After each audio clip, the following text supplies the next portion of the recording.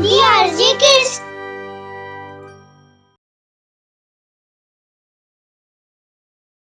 कहानी जादुई रस्सी। हर रोज की तरह आज भी मंगल लकड़हारा जंगल से लकड़ियां काटकर बाजार में बेचने लाया था। अपनी पुरानी जगह पर लकड़ियां रखकर मंगल आवाज लगा रहा था, लेकिन उसकी लकड़ियां लेने कोई भी नहीं आ रहा था। आओ आओ, ले लो, बढ़िया लकड़ी ले लो, चूल्हा जलाने के लिए लकड़ी ले लो, सस्ती बढ़िया लकड़ी ले लो, 10 की दो। अरे रहने दो मंगल, तुम्हारी लकड़ियां मैं पिछली बार ले गया था चूल्हा जलाने, लेकिन इतना धुआं हुआ कि पूरा घर काला पड़ गया। तब से खास रहा हूँ। हाँ, कौन खरीदेगा इससे लकड़ियाँ? गीली और बेकार होती हैं, किसी काम नहीं आती। ऐसी बेकार लकड़ियां अपने पास ही रखो। उस दिन मंगल मुंह लटकाए खाली हाथी घर चला जाता है, लेकिन रास्ते में कुछ बच्चे खेल रहे थे जो गलती से उससे टकरा जाते हैं और वो कीचड़ में गिर जाता है। अरे बच्चों, ये क्या कर दिया तुमने? देखकर नहीं खेल सकते? पूरा नहला दिया कीचड़ में।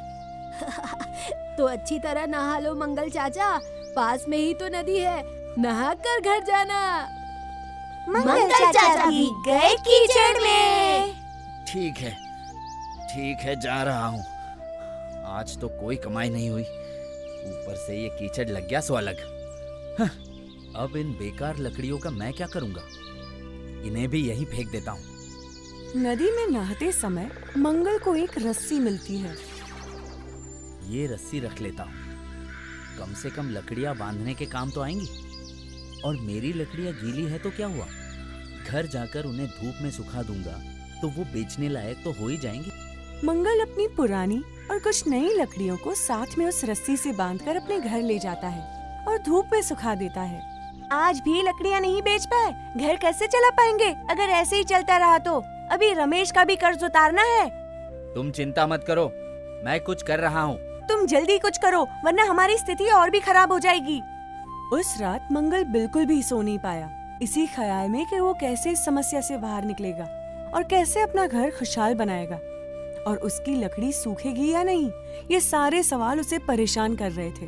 दूसरे दिन का इंतजार होता है उसे, ताकि वो अच्छी लकड़ी बेच सके। मंगल अगले दिन भी जंगल में लकड़ियाँ काटने जाता है और उन्हें भी उसी रस्सी में बांधकर बाजार में बेचने जाता है। वो लकड़ियों से सुगंध आने लगती है। कुछ ही दूरी पे एक दादी रुक के मंगल को लकड़ियों के बारे में पूछती है। वो जंगल में रहती थी और ना चलने के कारण जब उसे मंगल दिखा तो वो बहुत खुश हो गई। मंगल बेटा, ये लकड़ियाँ कितने की दी? दादी, तुमसे क्या पैसे लूं? ये कुछ लकड़ियाँ रखो और जब जरूरत पड़े बुला लेना। भगवान करे आज तेरी सारी लकड़ियाँ बिक जाए और तू हमेशा खुश रहे। चलो दादी, मैं निकलता हूँ, तुम अपना ध्यान रखना। मंगल बाजार जाता है और जैसे ही वो आवाज देता है वैसे ही कुछ लोग इकट्ठा हो जाते हैं और उसे लकड़ी का दाम पूछते हैं। आओ, बढ़िया लकड़ी ले लो, चूल्हा जलाने के लिए लकड़ी ले लो, आओ। इस बार मंगल की दुकान पर ग्राहकों की भीड़ लग जाती है। अरे मंगल भैया, मुझे 50 रुपए की लकड़ियाँ देना। कल तुमसे जो लकड़ियाँ ले गया था ना, उन्हें जलाने पर बिल्कुल भी धुआं नहीं हुआ। तुमसे खरीदी हुई लकड़ियाँ बहुत देर तक जली और उनसे बहुत अच्छी खुशबू भी आई। इतनी बढ़िया लकड़ियाँ कहाँ से ले आए भाई? मैं तो पूरे 100 की खरीदूंगा। उस दिन मंगल ने लकड़ियाँ बेचकर पूरे 5000 रुपए की कमाई की। उसे ये बात पे यकीन नहीं हो रहा था, पर उसे दादी की वो बात याद आ गई और वो सीधा दादी का आशीर्वाद लेने जाता है। कुछ दिन बाद मंगल ने उसी रस्सी की वजह से बहुत कमाई की और 4 बकरियां ले आया और अब वो बकरियों का दूध बाजार में बेचने लगा। नीता सुबह उन बकरियों का दूध निकालती है और मंगल उन बकरियों का दूध लेके लोगों को बेच देता। दोनों एकजुट होके काम करते हैं और उससे वो काफी पैसे कमाते हैं। मंगल, तुमसे जो दूध खरीद कर मैं कल ले गया था ना, उसे पीने से मेरी दादी की 10 साल पुरानी बीमारी ठीक हो गई। जरा 2 लीटर दूध और देना। क्या बात कर रहे हो भैया, मुबारक हो। ये लो, इसी खुशी में 3 लीटर ले लो। अरे मेरी खुजली की बीमारी ठीक होगी क्या इसके इस्तेमाल से? हैं? हाँ सरकार, इस्तेमाल तो करके देखिए। इतना पौष्टिक दूध आपने आज तक नहीं पिया होगा। मुझे तो वजन कम करना है, मैं सिर्फ यही पी सकता हूँ। भाई ये तो सच है, तुम्हें वजन कम करने की जरूरत तो है। ये लो 1 लीटर दूध।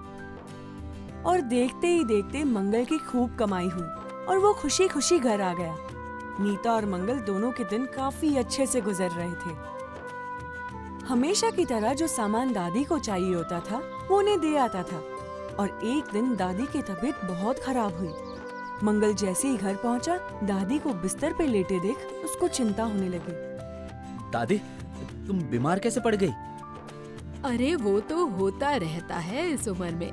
तू बता, तेरा कारोबार कैसा चल रहा है?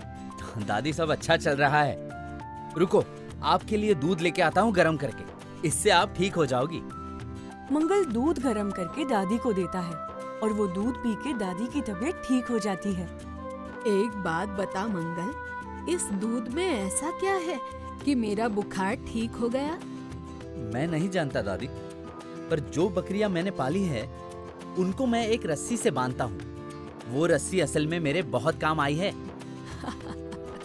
अरे मंगल, कहाँ बकवास बातों पे ध्यान देता है। मंगल कुछ नहीं बोलता और अपने घर के लिए निकल जाता है। मैंने तो लकड़ियां भी साधारण ही बेची थी और बकरियां भी साधारण ही खरीदी थी, लेकिन दोनों बार मैंने उन्हें इस रस्सी से बांधा था। जरूर इस रस्सी में कुछ बात है। मंगल उस रस्सी का चमत्कार समझने लगा था, इसलिए उसे इस्तेमाल करके उसने बहुत कमाई की और एक गाय खरीदी। फिर उसकी कमाई बढ़ती गई और मंगल ने पहले खेत, फिर ट्रैक्टर और गोदाम खरीद लिया। अब मंगल की दिन दुनी रात चौगनी तरक्की होने लगी। देखते ही देखते वो एक बहुत बड़ा व्यापारी बन गया और आए दिन व्यापार के लिए कई गांव और शहर जाने लगा। लोग उसे मंगल की जगह सेठ मंगल कहने लगे। मैं अभी भी विश्वास नहीं कर पा रही कि अभी हमारे पास किसी भी चीज की कमी नहीं है। ये सब आपकी ईमानदारी और अच्छे कर्मों का फल है। नीता, मैंने कहा था ना, सब ठीक हो जाएगा। तो देखो, सब ठीक हो गया। मंगल और नीता के घर में पूजा होती है और दादी दोनों को आशीर्वाद देती है। सब उसे बधाई देने आते हैं और मंगल और नीता का दिन काफी अच्छे से गुजरता है। मंगल को एक फोन आता है। अरे मंगल सेठ जी, हमारे घर में एक बहुत बड़ी पार्टी है। पूरे 2000 लोगों को बुलाया है। मैंने सुना है आसपास के 25 गांव में भी आपसे बेहतर क्वालिटी का सामान किसी के पास नहीं मिलता। जी जी, धन्यवाद आपका। बस भगवान की कृपा है। वैसे कब और कहाँ आना है सामान पहुँचाने? जी, आप 2 हफ्ते बाद आ जाना सामान लेकर। आपके गांव के पीछे जो पहाड़ी है उस पर हमारा फार्म हाउस है। हमने पार्टी वहीं रखी है। चलिए ठीक है, हम वहाँ आ जाएंगे। आपको और क्या क्या चाहिए? मंगल सुबह सुबह उस ऑर्डर के हिसाब से सारा सामान गाड़ियों में लादकर बताई हुई जगह के लिए निकल जाता है। वो जगह बहुत ऊंचाई पर थी। मंगल को उस पहाड़ पर पहुंचने में 5 घंटे लग गए, लेकिन आखिरकार वो सामान के साथ वहां पहुंच गया।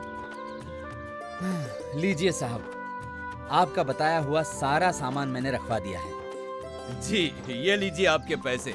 आपको तकलीफ तो नहीं हुई आने में? आइए थोड़ी देर कुछ खा के जाइए।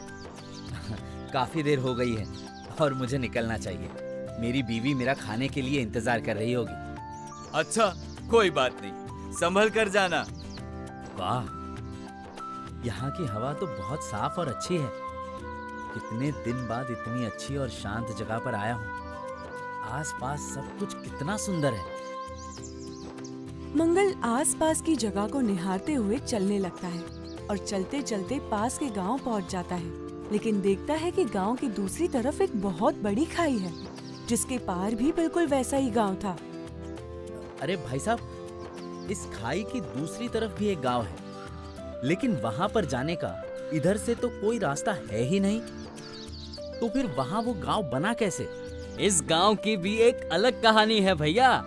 अभी तो इस खाई के पार नहीं जा सकते, लेकिन कई हजार साल पहले यहाँ पर एक तपस्वी ने बहुत साल तक तपस्या करने के बाद इस खाई पर एक पुल बनवाया और उसे आशीर्वाद दिया। इस वजह से ही वो पुल इतने सालों तक यहाँ पर टिका रहा। तो फिर अब वो पुल कहाँ गया? कहते हैं जब ऋषि को वरदान मिला ये पुल बनवाने का, तो उस वरदान के साथ ये शर्त रखी कि अब ये पुल इसी शर्त के साथ टिका रहेगा कि ऋषि अब हर हालात में किसी को ना नहीं कहेगा। और ऋषि जब तक लोगों की मदद कर पाया उसने की। पर एक बार एक बुढ़िया आई और उसने पुल की रस्सी मांगी और ऋषि ने पुल की रस्सी देने से मना कर दिया। तो कुछ महीने पहले यहाँ पर बहुत तेज बारिश हुई और इसी पुल पर बिजली भी गिरी थी, जिससे वो टूट गया और नीचे बहने वाली नदी में उसके बचे हुए टुकड़े भी गिर गए। उस पुल के टुकड़ों में भी जादू था। ये नदी तो मेरे गांव तक भी जाती है। और बुढ़िया, कहीं ये दादी की तो बात नहीं कर रहा? भाई साहब, मैंने तो ये भी सुना है कि पुल की रस्सी का एक टुकड़ा नीचे गांव में एक आदमी को मिला था और अभी तक वो बहुत ईमानदारी से काम कर रहा है, इसीलिए वो रस्सी भी उसकी मदद कर रही है। बेचारा बहुत गरीब था, लकड़ियां काट कर अपना गुजारा कर रहा था, लेकिन रस्सी के टुकड़े ने उसकी किस्मत बदल दी और आज वो अपनी मेहनत और उस रस्सी की मदद से एक बहुत बड़ा व्यापारी बन चुका है। ओह अच्छा। ये सुनकर मंगल के मुंह पर मुस्कान आ जाती है और वो घर चला जाता है।